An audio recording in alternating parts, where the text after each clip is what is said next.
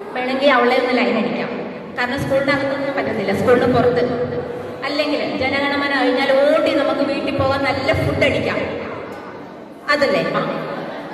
അപ്പൊ ജനഗണമന നിങ്ങൾ ഇഷ്ടത്തോടെയാണ് കേൾക്കുന്നത് കേട്ടോ, നിങ്ങൾ കഷ്ടപ്പെട്ടല്ല അവിടെ കേൾക്കുന്നത്. കാരണം ജനഗണമന കഴിഞ്ഞാൽ ഉടനെ നമുക്ക് ഓടി വീട്ടിൽ പോവാം, അല്ലേ?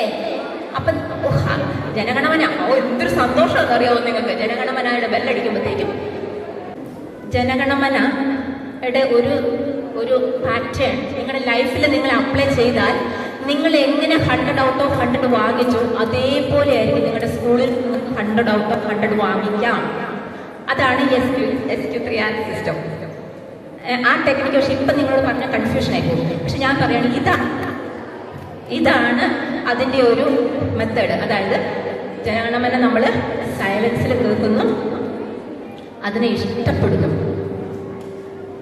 ജൂൺ 1-ാം തീയതി മുതൽ നമ്മൾ കേൾക്കുന്നു, അത് നമ്മൾ റിപ്പീറ്റ് ചെയ്യുന്നു. റിവിഷൻ എന്ന് പറയുന്നത് വളരെ മനോഹരമായ ഒരു സംഭവമാണ്. നിങ്ങളുടെ 100 ഔട്ട് ഓഫ് 100 കിട്ടുന്നതിന് നിങ്ങൾ വീക്കിലി റിവിഷൻ ചെയ്യണം, മന്ത്ലി റിവിഷൻ ചെയ്യണം. നിങ്ങൾ എല്ലാ ദിവസവും ജനഗണമന കേൾക്കുന്നത് കൊണ്ടാണ് നിങ്ങളത് മറക്കാത്തത്. നിങ്ങളോട് ജനഗണമന എഴുതാൻ വരുമ്പോൾ ആരെങ്കിലും ഡാഡി മമ്മി വീട്ടിലുണ്ട് എന്നും പറഞ്ഞ് എഴുതത്തില്ലല്ലോ. ചില പിള്ളേരോട് ഞാൻ ചോദിക്കും, മക്കളെ നിങ്ങൾക്ക് എന്തുകൊണ്ടാണ് 100 ഔട്ട് ഓഫ് 100 കിട്ടാതിരുന്നേ? അത് മാറിപ്പോയെന്ന് പറയും.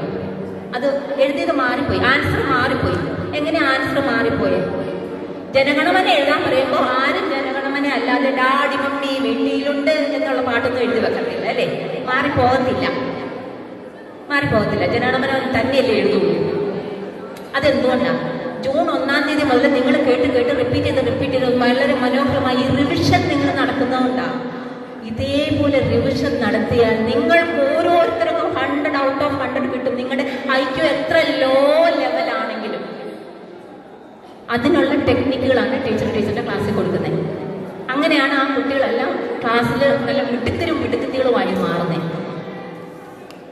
പിന്നെ ടീച്ചറുടെ ക്ലാസ്സിൽ കൊടുക്കുന്ന കാര്യങ്ങൾ നിങ്ങൾക്ക് ഈ ChatGPTയും AI-യും ജെമിനിയും ഒക്കെ എങ്ങനെ നിങ്ങളുടെ സ്കൂളിൽ നിങ്ങൾക്ക് ഇതെങ്ങനെ ഈസിയാണ്. നിങ്ങളിപ്പം ഒരു പ്രോജക്റ്റ് അല്ലെങ്കിൽ നിങ്ങളൊരു PDF ഒക്കെ ആക്കാനായിട്ട് എത്ര സമയം കളയും. അതിനകത്തോട്ട് കറക്റ്റായിട്ടൊരു പ്രോംപ്റ്റ് കൊടുത്താൽ കറക്റ്റ് ആൻസർ നിങ്ങൾക്ക് കിട്ടും. അത് ഒരു അമേസിങ് ആൻസർ ആയിരിക്കും, നിങ്ങൾ വിചാരിക്കുന്നതിനേക്കാൾ അപ്പുറമുള്ള ആൻസർ ആയിരിക്കും. അങ്ങനത്തെ പുതിയ ടെക്നോളജീനെ എങ്ങനെ നിങ്ങൾക്ക് നിങ്ങളുടെ പഠനത്തിൽ ഇംപ്ലിമെന്റ് ചെയ്യാം എന്നതുമാണ് ടീച്ചർ വെക്കേഷൻ്റെ സമയത്ത് കൊടുക്കുന്നത്.